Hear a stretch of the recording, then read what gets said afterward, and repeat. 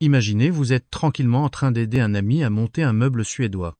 Vous venez de finir la première étape, fier de vous, et là vous découvrez qu'il reste 54 vis, 12 planches et un schéma incompréhensible. C'est à ce moment précis qu'on pourrait dire « Ah non, ça c'est une autre paire de manches ». Mais d'où sort cette drôle d'expression?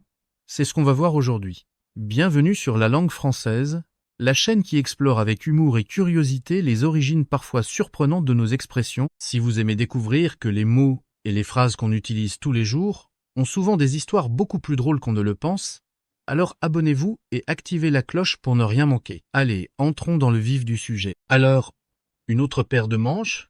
Rien à voir avec la couture, et pourtant, à l'origine, il faut remonter à l'époque médiévale et à la Renaissance. À cette époque, les manches des vêtements n'étaient pas cousues directement à la chemise ou à la robe. Non, elles étaient amovibles. Oui, vous pouviez changer vos manches comme aujourd'hui on change ses chaussettes.